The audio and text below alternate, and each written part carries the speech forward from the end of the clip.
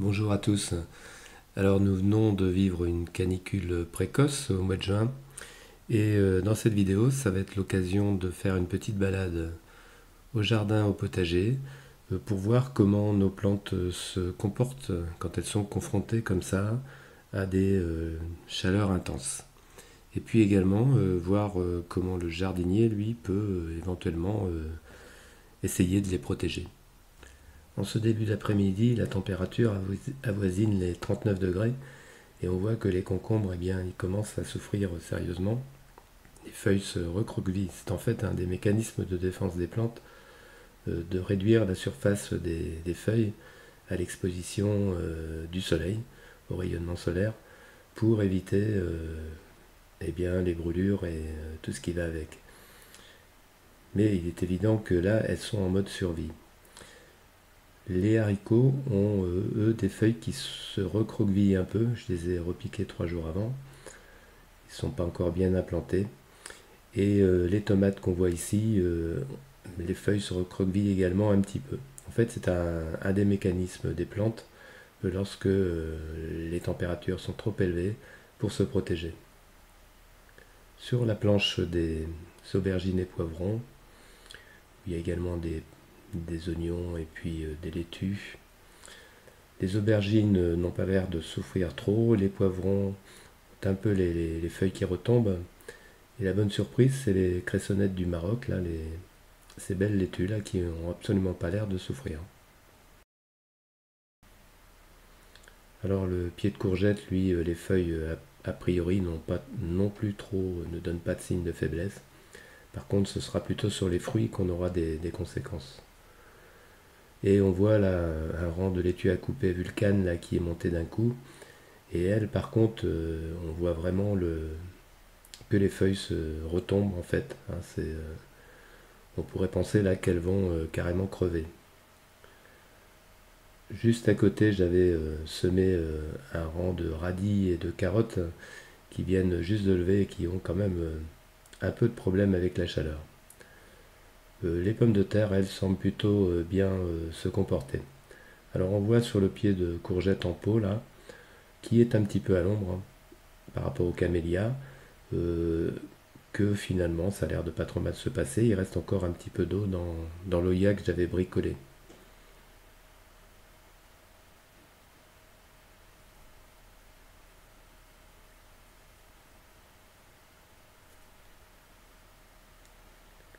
Alors, on voit là sous le camélia, j'ai repiqué quelques fleurs qui, malgré tout, ont un peu de mal parce que la chaleur est quand même intense.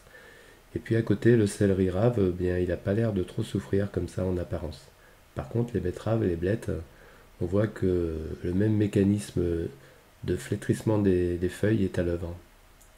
Et les bourrages qui sont un peu plus à l'ombre commencent un peu également à flétrir. Alors là, j'ai deux spots de tétragone cornu. Alors c'est une belle plante hein, au feuillage vernissé, et bien elle aussi là, elle est complètement molle.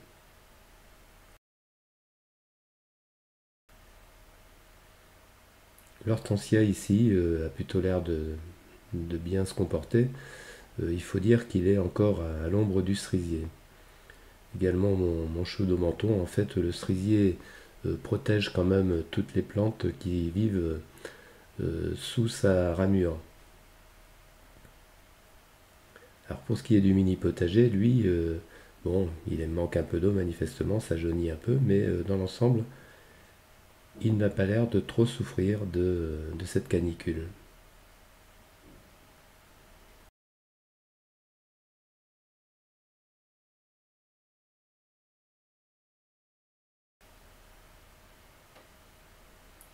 Si on avance plus sous l'ombre du cerisier, on s'aperçoit que les fleurs ici sont plus ne flétrissent pas, restent voilà comme ce rosier là qui fleurit. Finalement, ça ne le gêne pas trop d'être à l'ombre. Par contre, les poires de terre ici à côté des bergénias, bien elles ont l'air d'être complètement flétries, y compris les blettes que j'avais repiquées à côté et même le pied de pimprenelle. Alors, dans une zone un petit peu plus ombragée, mais il y a quand même du soleil, on voit que les petits marrons et les pieds de butternut également, bien c'est des grandes feuilles et donc elles ont le même mécanisme dès que les températures sont très élevées. Elles se mettent à se replier sur elles-mêmes, donnant cette impression qu'elles flétrissent. On le voit, il y a pourtant un petit peu d'ombre, hein, mais pas toute la journée. Alors ici, c'est en bordure de pelouse, ce sont des amarantes que j'ai repiquées au pied des coquerets. Alors les coquerets, c'est ceux de l'année dernière, hein. Je les avais coupés au pied, ils ont passé l'hiver, ils sont repartis de belle façon, là. On a déjà d'ailleurs on voit les petites lanternes là, qui commencent à apparaître, hein. Donc le coqueret du Pérou, lui, elle supporte très bien la chaleur et l'amarante également. Et même le pied d'artichaut que j'ai repiqué ici, ça va très bien. Alors dans mes bacs, les boutures de patates douces, eh bien, elles ont l'air finalement de très bien se porter, hein. Il n'y a même pas de flétrissement sur les feuilles. Petite ondulation simplement. Alors elles ont la chance d'avoir des oyas à proximité. Sur le deuxième bac, alors là j'ai perdu deux boutures en fait qui n'ont pas vraiment bien repris, qui n'ont pas repris du tout même. Je mettrai autre chose à la place. Sinon les trois restantes, eh bien de la même façon, elles ont l'air de bien se comporter. Même le feuillage n'est même pas flétri. Alors on voit sur l'Oya le niveau de l'eau en transparence. Bon bah là, il n'y a pas besoin d'en mettre davantage. Ici, les fraisiers qui sont dans un ancien récupérateur d'eau, ils sont vraiment très bien. En fait, ils sont à mi-ombre. Donc, aucun flétrissement, malgré la température élevée. Ça, c'est la bonne surprise.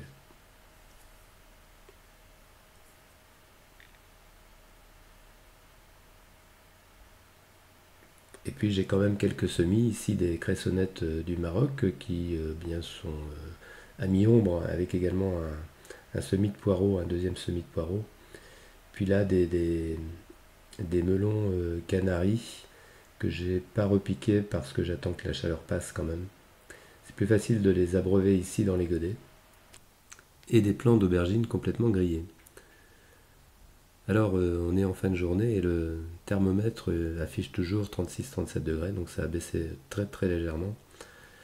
Mais on va aller faire de nouveau un tour au potager pour voir où en sont nos plantes. Alors le concombre, eh bien les feuilles elles ont repris leur position normale.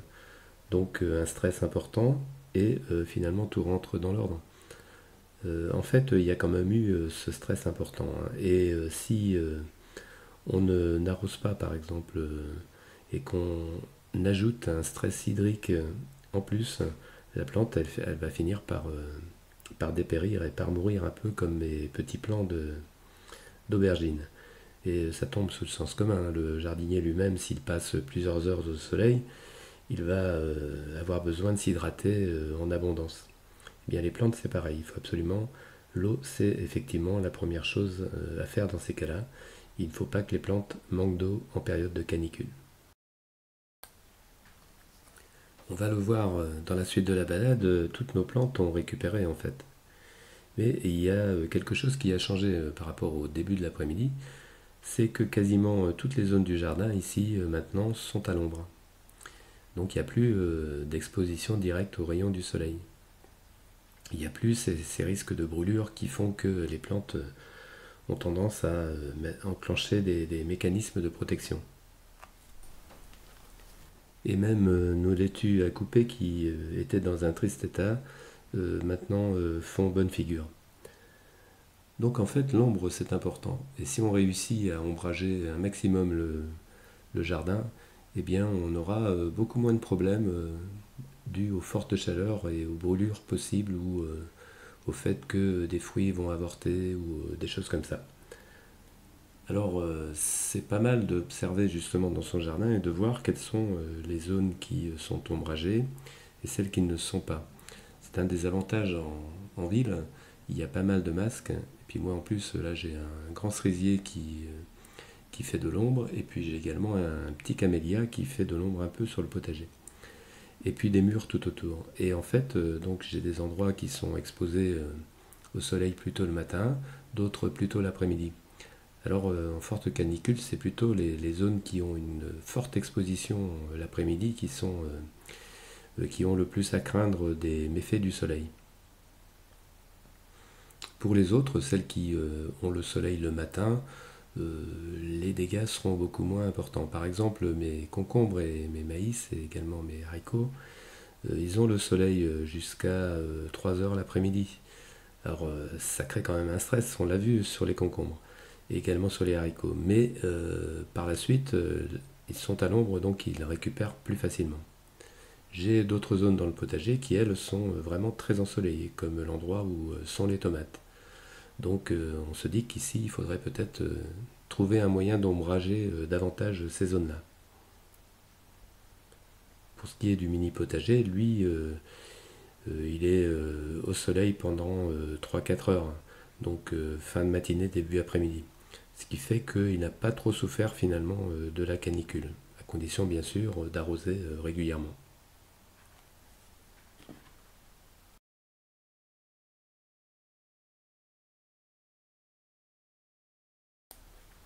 Le lendemain, les températures sont proches de 40 degrés et les laitues à couper n'apprécient absolument pas. Le stress est encore plus important que la veille.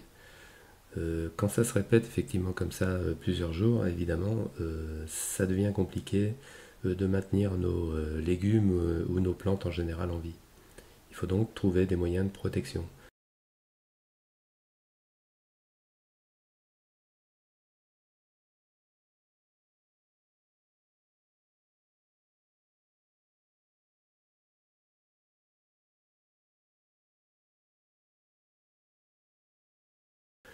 Et on le voit ici, sur l'hortensia, on a trouvé effectivement un petit moyen de protection. 24 heures plus tard, les températures ont chuté de plus de 20 degrés. Et le jardin a retrouvé sa couleur verte. Ce n'était donc qu'une alerte canicule qui a duré quelques jours, mais nous savons très bien qu'avec le réchauffement climatique, ce genre d'épisode va se produire de plus en plus fréquemment et sans doute sur des périodes plus longues. Il faut donc envisager de protéger nos cultures par des ombrières. Alors il existe des filets d'ombrage dans le commerce, mais on peut aussi préférer bricoler peut-être des ombrières avec des roseaux, des canisses ou des bambous. En tout cas, il faut prendre sérieusement en compte ce nouveau problème. Au fil de notre balade dans le jardin, on va voir que même si la canicule n'a duré que quelques jours, eh bien il y a quand même quelques dégâts, des brûlures sur les feuilles, ce sont les dégâts apparents. Ensuite, il y a certainement aussi sur les fruits quelques dégâts qui ne sont pas visibles mais qui se traduiront par des taches ultérieurement, ou alors des fructifications qui n'ont pas eu lieu.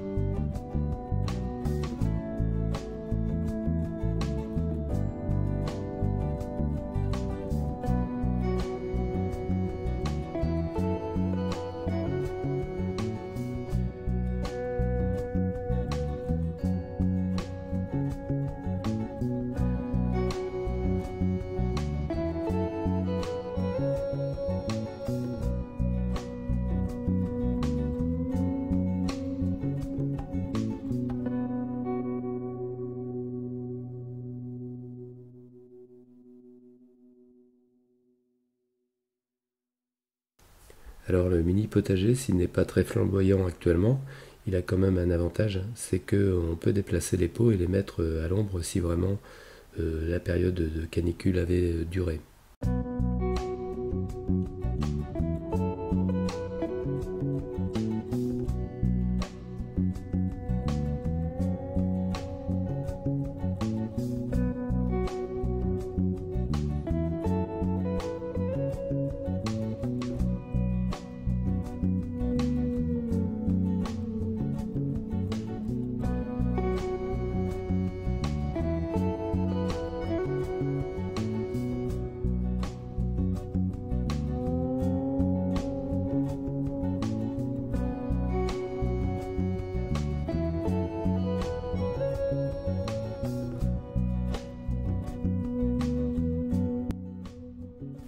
Je n'ai pas eu à arroser mes fraisiers depuis l'automne.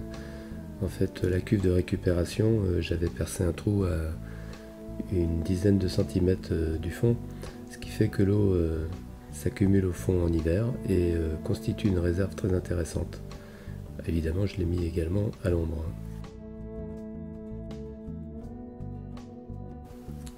Le retour des températures fraîches, c'est aussi le retour de certains problèmes, comme ici sur mon semis de laitue, où tout a été ravagé en une nuit. Et c'est pas les gastéropodes qu'il faut accuser. On voit des déjections sur les feuilles, c'est plutôt le signe de chenille.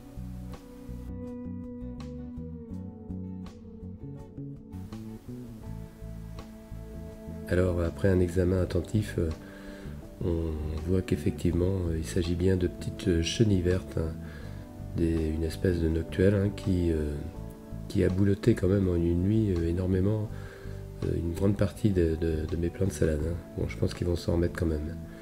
Mais voilà, c'est un autre souci avec ces petites noctuelles. On termine avec le grand cerisier qui nous fournit une ombre qui est toujours appréciée dans les périodes de canicule. Alors des grands arbres comme ça, effectivement, c'est une partie de la solution aussi. Espérons qu'il saura s'adapter au changement climatique.